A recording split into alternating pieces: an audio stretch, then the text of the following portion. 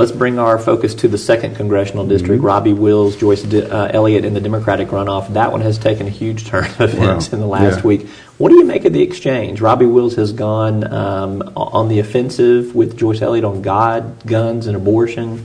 Joyce Elliott's defended herself and has taken some shots back at Robbie Wills on this $1 million tunnel project at the Capitol that he one time led. What do you make of this exchange? I think Wills has looked at this and said, very tactically, boy, she's strong through Pulaski County.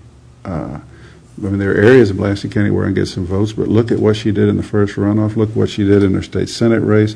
The African-American community from North Little Rock 3 to Little Rock to the liberal wards of Heights and Hillcrest, she's going to beat me there. Now, I got to go to Conway and Wyatt and Faulkner and Saline and the others, Perry, and I've got to make up ground there. And how do I do that? I've got to go right wing, and I've got to scare these people about her liberalism. I think he made a very tactical decision that was his only chance. So it was not quite desperation, but it's the only thing he could do to have a chance to mobilize the suburban and rural portions of this district to offset her urban advantage. So he's done it, and it has really, it may have backfired in Pulaski County even to galvanize and make her urban support stronger. I got in the middle of it in the last couple of days because I wrote a flyer saying, as basically meant to say, as flyers go, his is not as bad as some of the things that have been flying between Labor and Lincoln. At least it's based on her voting record, and she's a liberal, and she ought to say so.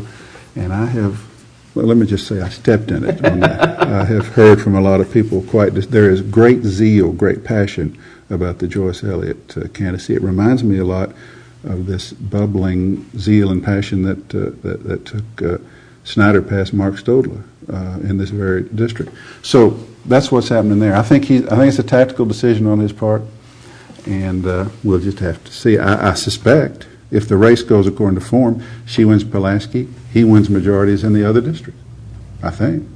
But how much majority? How much does he win by?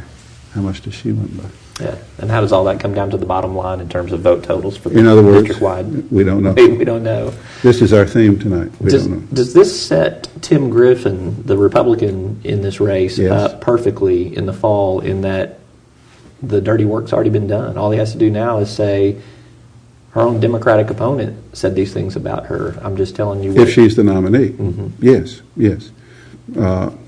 Assuming she's the nominee, thank you. Well, yeah, she's... it's easy. It's easier to be harshly critical when you can cite her own something said within her own party.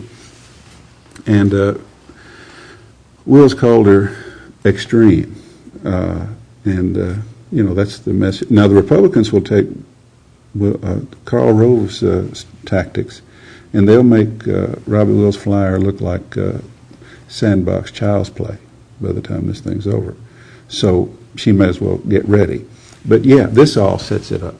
I mean, the advantage right now is clearly, strongly, for Tim Griffin. Yeah. Again, assuming that Joyce Elliott is the nominee. And if it's Wills, I continue. This makes Elliott supporters mad. I continue to think he would be a stronger nominee because he would be less vulnerable to these liberal, marginalized characterizations because of what's been said about her and because of her voting record. Not because of the fact that she's a black female, but because of the kinds of things that Wills has said in this flyer. Let's talk about the 3rd Congressional District. In the Republican runoff, you've got Cecile Bledsoe and Steve Womack. Womack led the ticket in the first round. Bledsoe's been making up some ground, though, through endorsements and I guess at least through a perception that she's got some campaign momentum. Just late this week, Steve Womack has finally fired back on television with an ad attacking her tax record. I see this race as mirroring to a degree what we're seeing in some of these other races, establishment candidate versus outsider candidate. Bledsoe being the establishment candidate, Womack being more of the outsider. Again, we don't know who's going to... But it's more complicated than that. Share with me, please. Well, I mean, I think you know, but I mean, Womack is somewhat, okay, Bledsoe, all she wanted to do was survive gunner delay and get to the runoff, which she did by what, 2 or 3 votes, or few. So then it was time to swing into action and get all the establishment Republicans to do what they had intended to do when it got down to her being in a runoff, which is endorse her. She's got endorsement from all the establishment people. She's in the mold of Bozeman. She combines some of the business conservatism and Walmart republicanism with the religious thing. She's the establishment person. Womack would be anti-establishment and is, except he's well known. He's not a legitimate outsider. Plus, his problem may be that he has said some things that worry establishment conservatives. The outsider advantage in the 3rd District would appear more to me to have gone to somebody like Gunnar DeLay, who was saying these fiery, incendiary things about either about health care or before immigration.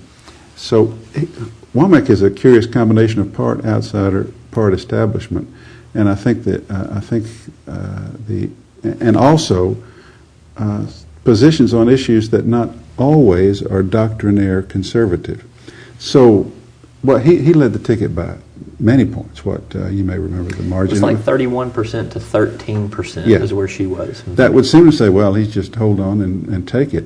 But she has come on so strong by solidifying the establishment that this, like all the others, seems to me to be completely up in the air. All 4 of the 3 congressional races in this one, somewhere around 50-50, wouldn't surprise me a bit. Care to venture into the quagmire of the Secretary of State or Land Commissioner's race? My position on Land Commissioner is that I would never vote for someone who would run for such an office. So that we ought to abolish that as a constitutional office and take this deed-keeping, record-keeping thing and put it in some corner of some executive state agency. Secretary of State, I have an odd view of that, but no, I really don't want to venture into that. I suspect Pulaski County Circuit Clerk Pat O'Brien will win. I suspect. I'll venture a prediction there. There's your one prediction. You're on the record. But I'm not happy about that. All but right. It's my one prediction. John Brummett with the Arkansas News Bureau. Always good to have you in studio. Thank you. Thanks. We'll be back with more right after this.